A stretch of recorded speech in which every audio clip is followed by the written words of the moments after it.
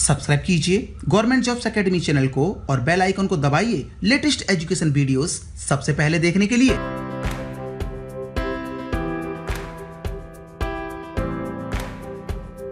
नमस्कार, मैं सुधीर कुमार त्रिपाठी। मैं एक अध्यापक हूं। किस विषय का, ये आपके सामने लिखा हुआ है, विज्ञान एवं प्रौद्योगिकी। किन परीक्षाओं में काम आता है ये विषय, किन परीक्षाओं में आता है, ये हम समय के साथ आपको बताते चलेंगे। जब भी कभी मैं कोई शुरुआत करता हूं तो मैं किसी न किसी कविता के माध्यम से शुरुआत करता हूं। तो सबसे पहले हम कविता के बारे में बात करते हैं, फिर उसके बाद हम सीधा विषय पे आते हैं। असफलता मिलेगी तो सीखने को मिलेगा, सफलता मिलेगी तो दुनिया कदम चूमेगी। असफलता और सफलता में मात्र आ का अंतर होता है। आ को हटाना होगा, सफल होकर दिखाना होगा। आ को हटाने में ऊर्जा लगेगी, ऊर्जा न तो उत्पन्न होती है ना ही नष्ट होती है। बस इसकी अवस्था परिवर्तित होती है। असफलता की अवस्था से सफलता की अवस्था में परिवर्तन लाना होगा, सफल होकर दिखाना होगा। और याद रखिएगा, मैं आप लोगों को जो समझाऊंगा और जो पढ़ाऊंगा वो इसीलिए होगी ताकि आपको सफलता प्राप्त हो सके। सफल होने के लिए क्या क्या करना पड़ता है, मैं पहले आपको एक दो छोटी सी अपने जीवन के अनुभव के बारे में बताता हूं, फिर आपको समझाता हूं। आपको याद होगा, आप तैयारी कर रहे हैं किस परीक्षा की, यूपीएससी, आरएएस, यूपीपीएससी, एमपीपीएससी। ये ऐसी परीक्षाएं हैं कि जैसे ही आपका सिलेक्शन या जैसे ही आपका चयन होता है, वैसे ही समाज, वैसे ही देश, वैसे ही प्रदेश, आपका जो मोहल्ला है, आसपास के जो लोग हैं, आपकी प्रतिष्ठा में अचानक इतना इजाफा होता है कि आप सोच भी नहीं पाते हैं कि मैं इतना प्रतिष्ठित व्यक्ति कैसे हो गया। तो याद रखिएगा, यह परीक्षा आपके जीवन को बदल देती है और आपका चयन आपके जीवन को एक दिशा देता है। एक सेवा के माध्यम से आप आगे बढ़ते हैं और भविष्य में जाकर के आप अपनी सेवाओं को अपने देश के लिए देते हैं। तो याद रखिएगा, जिस विषय को हम पढ़ाएंगे उस विषय का नाम है विज्ञान एवं प्रौद्योगिकी। कोई भी परीक्षा हो, यूपीएससी, आरएएस, यूपीएससी, यूपीपीएससी और एमपीपीएससी, इन परीक्षाओं के लिए 10 क्वेश्चन तो आप कंफर्म मान के चलिए, 10 प्रश्न तो आप मान के चलिए कि इस विषय से आपके आने ही निश्चित हैं। तो अब हम इस विषय की तैयारी को किस प्रकार से ऐसा करें ताकि भविष्य में चल करके आपके ये 10 नंबर कंफर्म हो जाएं, पूरी तरीके से कंफर्म हो जाएं। तो क्या करना होगा, सबसे पहले मैं आपको ये बताता हूं कि विज्ञान एवं प्रौद्योगिकी क्या होता है। तो देखिएगा, पहले तो हमें विज्ञान समझना होगा, बाद में हमें प्रौद्योगिकी समझनी होगी। तो सबसे पहले विज्ञान क्या है, आपको पता होगा, एक सामान्य तरीके से छोटी मोटी किताबों में या जब से आप बचपन से पढ़ते आए हैं विज्ञान के बारे में, सामान्य जानकारी आप लिखते हैं, सुव्यवस्थित, सुसंगठित एवं क्रमबद्ध ज्ञान को विज्ञान कहते हैं। ये सामान्य एक परिभाषा है, लेकिन सुव्यवस्थित, सुसंगठित एवं क्रमबद्ध विज्ञान के उपयोग को हम प्रौद्योगिकी कहते हैं। यानी विज्ञान का ही मानव कल्याण के लिए उपयोग, उसे हम क्या कहते हैं, प्रौद्योगिकी के नाम से जानते हैं। यानी कुल मिलाकर के विज्ञान पहले से मौजूद है और इसी का अनुप्रयोग वाला जो पोर्शन है उसे हम लोग बोलते हैं प्रौद्योगिकी।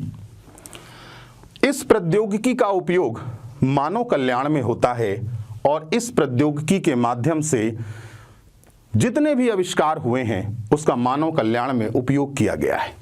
अब प्रौद्योगिकी कितने प्रकार की होती है, होती तो कई प्रकार की है, लेकिन मैं जो प्रौद्योगिकी आपको बताऊंगा उसका नाम होगा अंतरिक्ष प्रौद्योगिकी, जो परीक्षा उपयोगी है। वैसे तो बोला जाता है कि ज्ञान तो बुद्ध को प्राप्त हुआ था। वैसे तो कहा जाता है कि ज्ञान पीपल के पेड़ के नीचे प्राप्त हुआ था और जीवन भर उन्होंने उपदेश दिया था। तो इसीलिए याद रखिएगा, ज्ञानी मत बनिएगा। ज्ञानी व्यक्ति हमेशा उपदेश देता है, लेकिन अगर कम ज्ञान हो और अच्छा ज्ञान हो तो याद रखिएगा वह सफल होता है और एक प्रशासनिक अधिकारी के रूप में काम करता है। इसलिए बहुत ज्ञान नहीं, सिर्फ उतना ज्ञान जो आपके परीक्षा के लिए उपयोगी है, उस पर विशेष ध्यान दें। सबसे पहले अंतरिक्ष, फिर ऊर्जा, फिर रक्षा, फिर नैनो, फिर सूचना और फिर जैव। आपको मालूम होना चाहिए, पहले तो आप विज्ञान समझिए, फिर आपको ये अपने आप समझ में आ जाएगा। अब आप ये कह रहे होंगे कि सर ये बताइए अंतरिक्ष प्रौद्योगिकी क्या होती है। तो पहले तो अंतरिक्ष समझते हैं, फिर ना आप उसके उपयोग जानेंगे। आपको पता होगा जब से ये पृथ्वी है, जब से ये आकाश है, तब से अंतरिक्ष मौजूद है और अंतरिक्ष का वजूद पहले से है। बस उस अंतरिक्ष का उपयोग हमने किया मानव कल्याण के लिए, तो उसी का नाम पड़ गया अंतरिक्ष प्रौद्योगिकी। तो पहले मैं आपको बताऊंगा अंतरिक्ष क्या होता है और आखिरकार मनुष्य वहां तक पहुंचा कैसे। आपको पता होगा हम तो मंगल तक भी पहुंच गए, हम तो चंद्रमा यानी चांद तक भी पहुंच गए। मनुष्य अब कहीं भी जा सकता है, लेकिन कहीं का मतलब ये नहीं कि सूरज पर चला जाएगा। याद रखिएगा, सूरज के आसपास छोड़ दीजिए, कई दूरी तक सूरज के आसपास हम जा भी नहीं सकते। तो हम आपको बताएंगे कि आखिरकार अंतरिक्ष में क्या होता है और वो हमारे कल्याण में कैसे काम करता है। याद रखिएगा, इस अंतरिक्ष का उपयोग हम रक्षा में भी करते हैं और इस अंतरिक्ष का उपयोग हम सूचना के क्षेत्र में भी करते हैं। यानी सारी प्रौद्योगिकी कहीं ना कहीं आपस में जुड़ी हुई है और इसी माध्यम से हम आपको समझाने की कोशिश करेंगे। ऊर्जा समझना है तो आपको पता ही होगा, बता देते हैं। ऊर्जा यानी एनर्जी आप जिसको कहते हैं। आपको पता है हम बोल रहे हैं, इसमें भी ऊर्जा लग रही है। आप देख रहे हैं, इसमें भी ऊर्जा लग रही है। ऊर्जा सब जगह है, सर्वव्यापी है ऊर्जा। ऊर्जा ना तो उत्पन्न होती है ना ही नष्ट होती है, इसलिए अपनी ऊर्जा का उपयोग करिए। हम खाना खाते हैं, मान लीजिए हम खाना खाते हैं। हम खाना क्यों खाते हैं? हम खाना इसीलिए खाते हैं ना कि पेट भर जाए? नहीं, ये आपकी गलतफहमी है।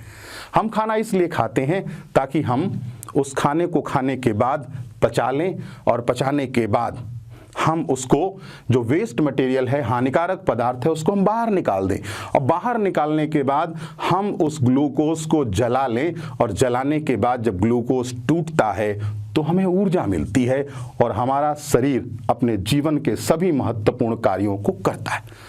ये जो बल्ब जल रहे हैं, ये जो LED जल रहा है, ये जो आपका CFL जल रहा है, याद रखिए ये भी ऊर्जा के ही माध्यम से आपके सामने जल रहा है।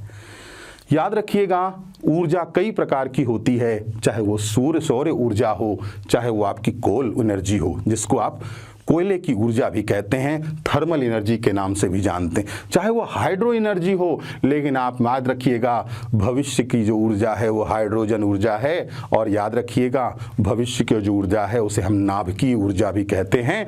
और भारत प्रयासरत है NSG में जाने का, क्योंकि अगर वो नहीं जाएगा तो याद रखिएगा भविष्य में जो अमेरिका और चाइना आज की डेट में हमसे बहुत आगे हैं, तो उसमें ऊर्जा का बहुत बड़ा योगदान है। हम अभी भी ऊर्जा के माध्यमों को तलाश रहे हैं, जबकि चाइना और अमेरिका जैसे देश ऊर्जा के सभी माध्यमों का उपयोग कर रहे हैं। हम भी कर रहे हैं, लेकिन याद रखिएगा हम थोड़ा सा कम कर रहे हैं। भविष्य में ऊर्जा की जरूरत पड़ेगी और भविष्य में ऊर्जाओं के माध्यम से ही, ऊर्जा के माध्यम से ही हमारे भारत का विकास होगा। और इस विकास में योगदान जिस ऊर्जा का होगा मैं आपको जरूर बताऊंगा, स्टेप वाइज सारी चीजें एक्सप्लेन करूंगा।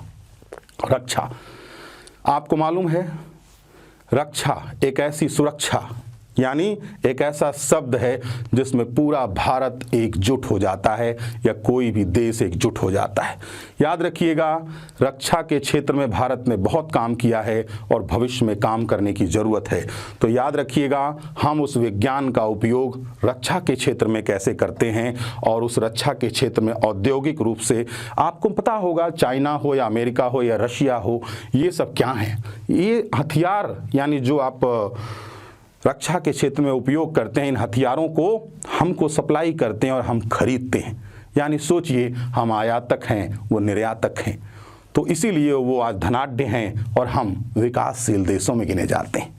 तो भविष्य में हम भी विकसित होंगे, हम भी चीज़ों को विकसित करेंगे। और याद रखिएगा, कई प्रकार की ऐसी टेक्नोलॉजी के माध्यम से हम तोप बनाएंगे, हम मिसाइलें बनाएंगे, इसके अलावा हम गन्स यानी बंदूकें बनाएंगे और ऐसे ऐसे रडार, ऐसी ऐसी चीज़ें बनाएंगे जिसके माध्यम से ये पता चलेगा कि हमारी भी टेक्नोलॉजी मजबूत है और भविष्य में हमारी तरफ कोई आंख उठा के देख नहीं पाएगा। हम ऐसी रक्षा प्रौद्योगिकी का विकास करेंगे। हम समझाएंगे रक्षा प्रौद्योगिकी किस प्रकार से काम करती है और किस किस तरीके से वो हमारे भारत के लिए उपयोगी है, किस प्रकार से वो सीमाओं के लिए उपयोगी है, किस किस प्रकार से वो हमारे लिए उपयोगी है, हमारी सुरक्षा और सुरक्षा के लिए उपयोगी है। नैनो मतलब क्या होता है, इस शब्द से ही आप समझ गए होंगे। नैनो का मतलब होता है इतना छोटा कि शायद आप उसे देख भी नहीं सकते हैं। तो याद रखिएगा, ये एक ऐसी टेक्नोलॉजी है कि अगर मान लीजिए एक छोटा सा चिप, नैनो चिप आपके शरीर में डाल दिया जाए तो आपकी वो बीमारियां हमें पता चल जाएंगी, वो रोग आपके पता चल जाएंगे जो रोग हम ऐसे आइडेंटिफाई नहीं कर सकते। और याद रखिएगा, नैनो टेक्नोलॉजी के माध्यम से मैं बहुत कुछ आपको समझाने की कोशिश करूंगा और नैनो टेक्नोलॉजी भविष्य की टेक्नोलॉजी के नाम से भी जानी जाती है। सूचना, इंटरनेट समझ गए होंगे हैं, जियो समथिंग और भी कुछ। याद रखिएगा, पहले 500 में 1 GB मिलता था, महीने भर चलता था। अब तो आप जानते हैं रोज़ 1 GB मिलता है, 5 GB भी मिलता है। तो इंटरनेट का उपयोग कर रहे हैं, कंप्यूटर का उपयोग कर रहे हैं, सूचनाएं प्राप्त कर रहे हैं, सूचनाएं ले रहे हैं, मोबाइल का उपयोग हो रहा है। तो ये सब उपयोग किस तरीके से हो रहा है और किस किस तरीके से उपयोग हुआ, 4G क्या है, 2G क्या है, 1G क्या है, 0G क्या है। तो याद रखिए, ये सारी चीज़ें हम आपको बताने की कोशिश करेंगे।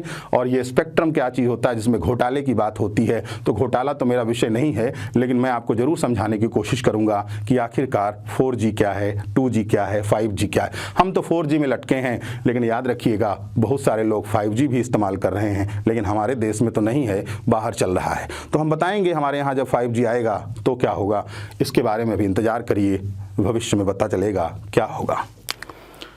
इसके अलावा जैव है, छोटे छोटे जीव होते हैं। इसके अलावा हमारे शरीर में छोटे छोटे ऐसे ऐसे जीव होते हैं जिनके माध्यम से अगर इनका हम उपयोग कर लें हमारे शरीर में, तो याद रखिएगा हमारे शरीर में ऐसे ऐसे परिवर्तन किए जा सकते हैं। आपको मालूम होगा, पहले 1 बीघे में, यानी आपको पता होगा जैव मतलब होता है जीवन, जीवन का औद्योगिक रूप से प्रयोग करना ही जैव प्रौद्योगिकी कहलाता है। तो याद रखिए, जैव प्रौद्योगिकी हम आपको जरूर बताएंगे।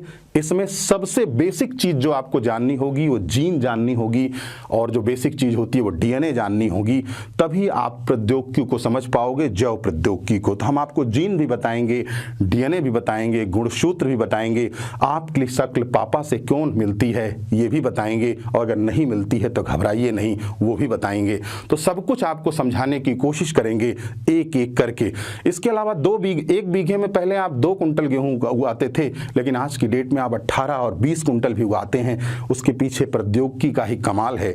हम आपको समझाते रहेंगे और बताते रहेंगे कैसे कैसे विकास हुआ, कैसे कैसे आखिरकार 2 कुंटल से हम 18 कुंटल तक पहुंच गए। इसके अलावा आप लोगों को और भी चीजें होती हैं, एक का नाम है रोबोटिक टेक्नोलॉजी। रोबोटिक का मतलब आप समझ रहे होंगे, यानी मैं जो काम करता हूं वो रोबोट कर जाए। तो याद रखिए, मैंने अपने जीवन में बहुत सारे काम किए हैं, रोबोट भी कर सकता है।